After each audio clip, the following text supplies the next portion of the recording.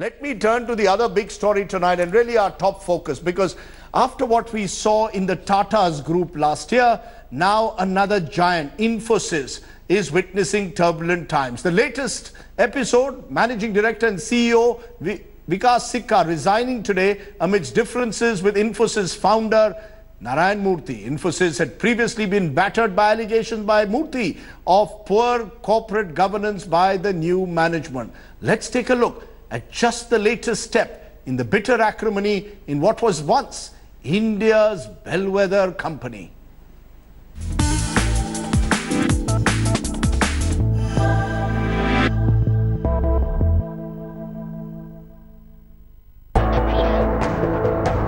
After 3 years as top boss at Infosys, Vishal Sikka logged out as Chief Executive Officer.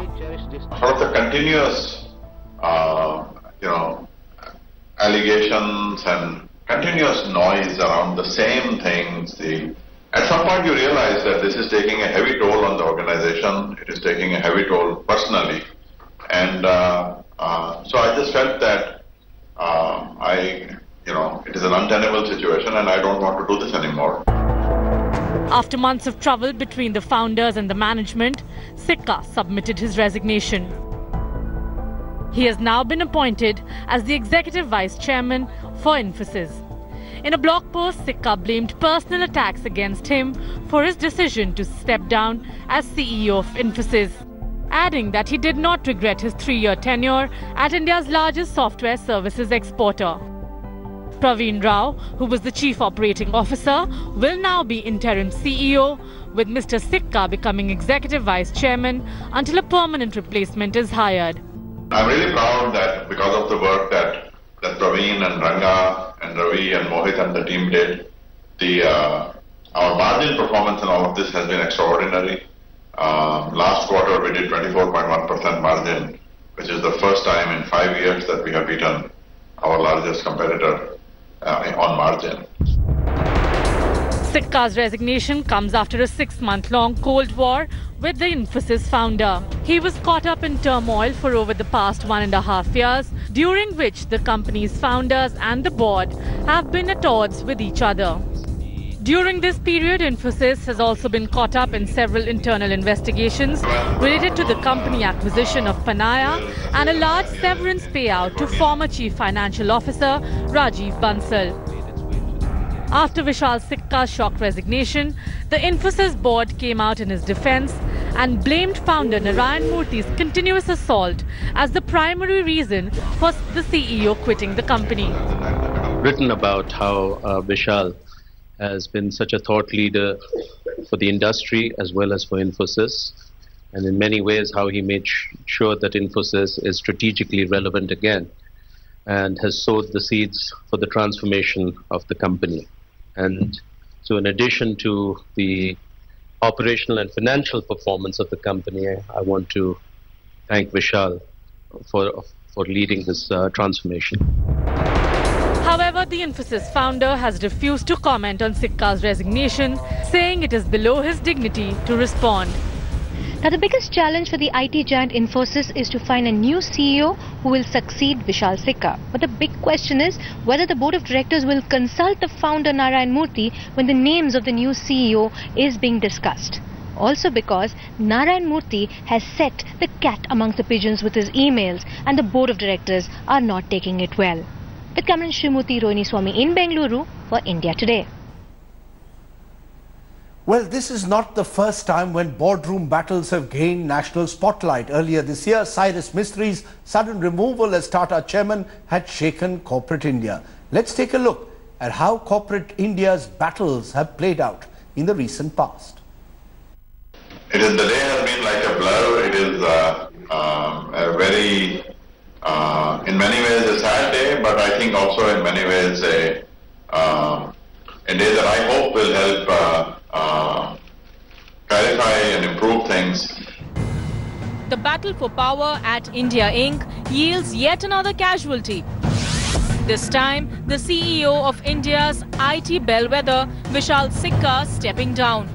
But not before drawing blood from his resignation, blaming the founder, Narayana Murthy.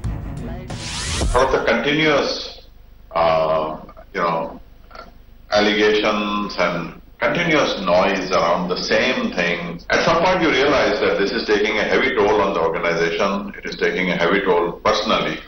And so I just felt that it is an untenable situation and I don't want to do this anymore. For many, it's a deja vu all over again.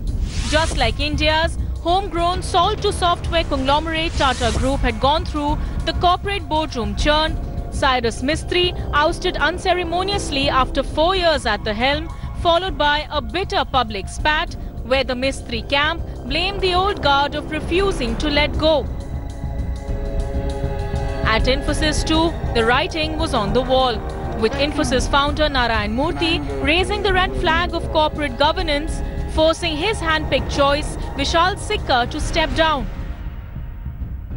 While Ratan Tata, with a steely grip on his board, made a way back as an interim chairman, at Infosys tables have turned on Murthy, with the company board ruling out his return.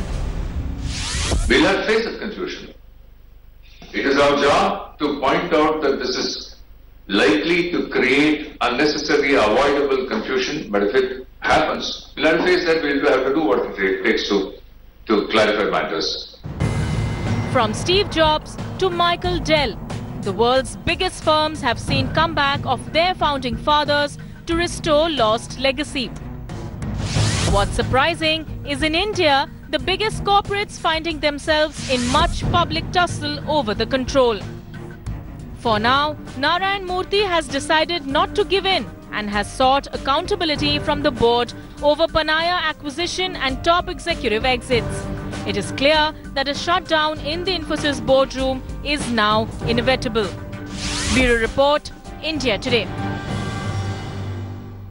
Joining me tonight is Manish Sabharwal, co-founder and chairman, Team Lee Services, one of the most respected voices on this issue in the country. Harish Bijur, brand and corporate affairs expert in Bengaluru, will join me, and Rajiv Dubey, managing editor, Business Today. Thank you, gentlemen, for joining me. I want to come to you first, Manish Sabharwal. What do you make out of this, the public manner in which it is playing out in one of India's top companies, held out as a role model of corporate governance once?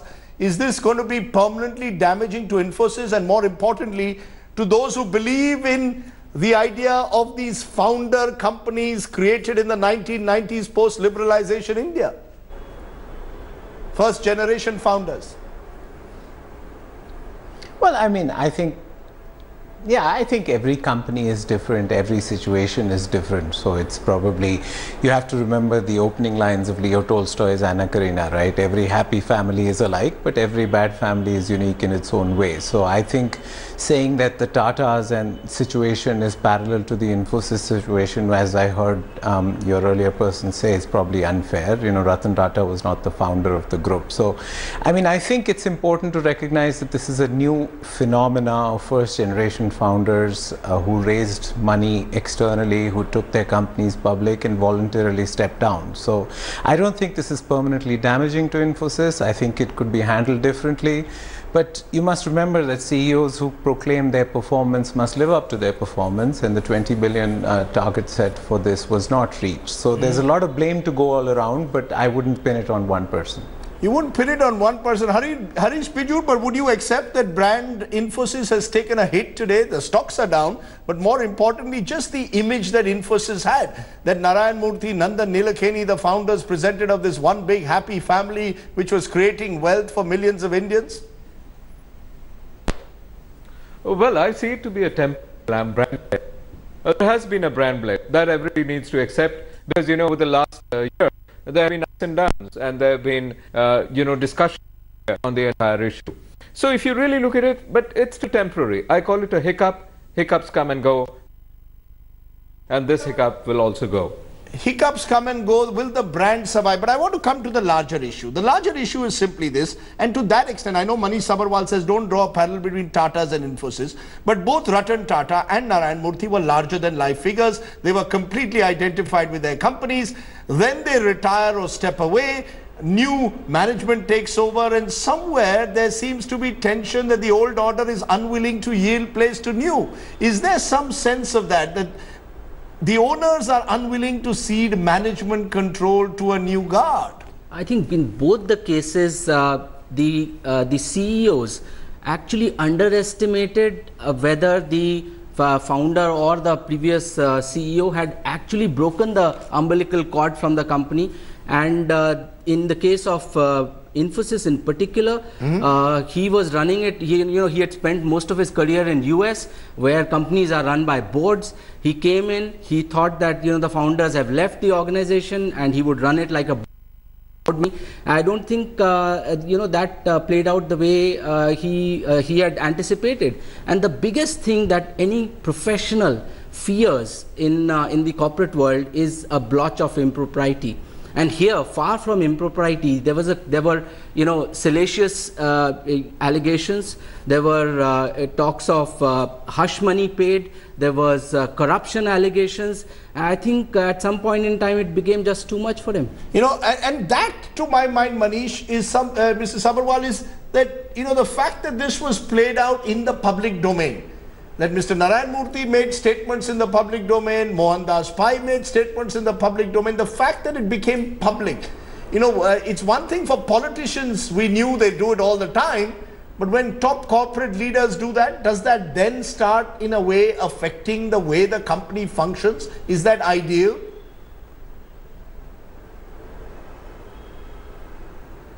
Well, these are public limited companies. They have public shareholders. So I'm not sure that backroom sort of machinations should be allowed. And, I think it's important to recognize that when we idealize these board managed companies, that doesn't mean that there's no voice of capital, right? It doesn't mean corpocrats can get to run wild. I think the owners, all founders have three roles. You have a founder as a CEO, as a director of the board, and as a shareholder. And nobody can ever take away your shareholder role, but you may choose to step down from your director and institutional role. Sometimes those three roles are in conflict.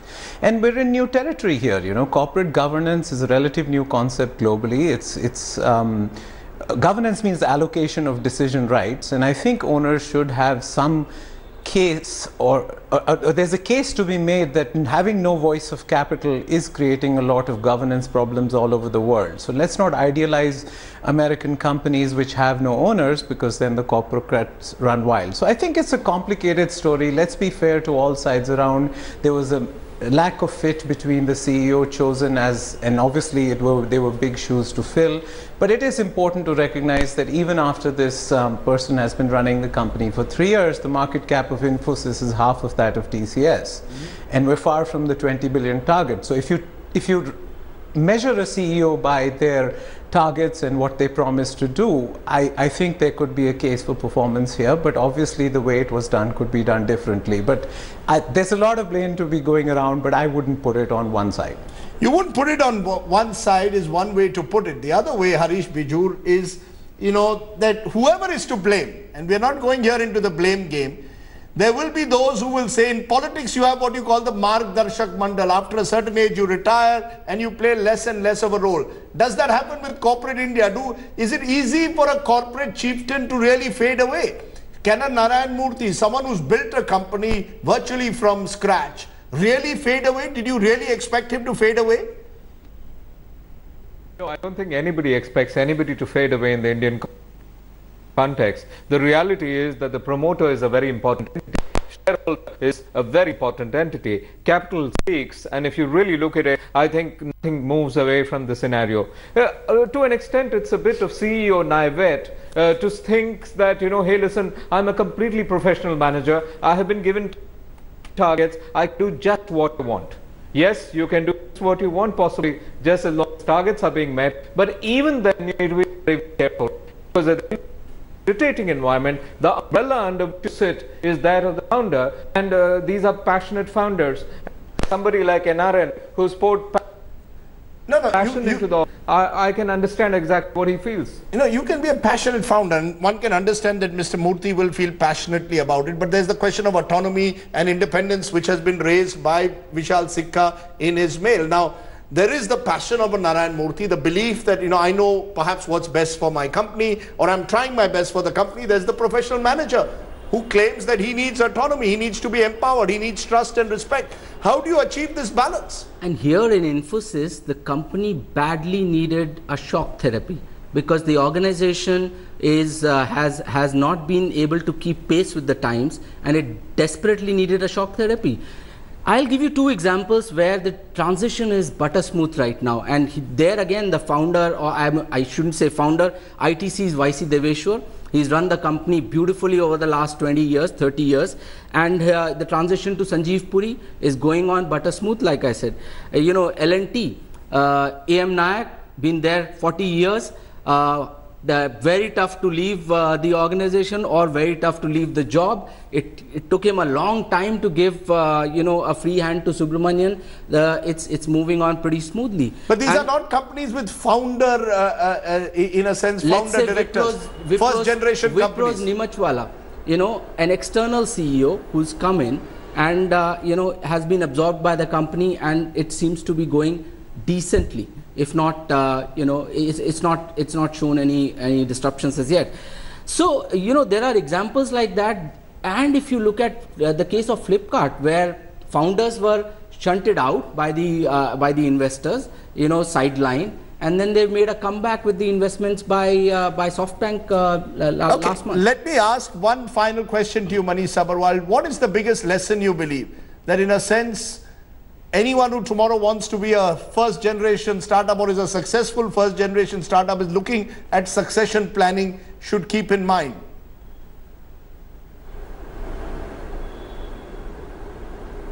Well, I mean, I think you have to be careful with classifying these founders in the old mold. You know, you keep talking about professionals. These founders went to IIT. These founders are as articulate and as educated as the CEOs succeeding them. That is a big difference between these generations of transition. So yes, I think founders have to be careful that their three roles of CEO and director and shareholder are in conflict.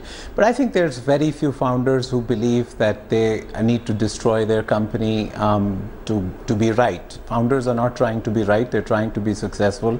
I think everybody here is trying to make sure that Infosys catches up and crosses TCS. So I would be careful with pinning this on the founders. I would be careful with pinning it on the CEO. There's just a lot of lessons and a lot of blames, and it's still unclear what happened, and let's wait for the facts. And let's leave it there. We'll wait for the facts, but clearly today has been a day where Infosys finds itself in the news yet again for the wrong reasons. Manish Sabharwal, Harish Piju, Rajiv Dubey, appreciate your joining me here on the news today. Let's turn to my talking point. The Infosys boardroom battles reflect poorly on a company which has been held up as a role model for corporate India. We don't know who is in the right here, but the public display of dirty linen does little credit to the company and corporate India. Infosys this year, Tata's earlier. It's time that founders of our top companies, while planning succession planning, realize the need to separate wealth creation and ownership from management.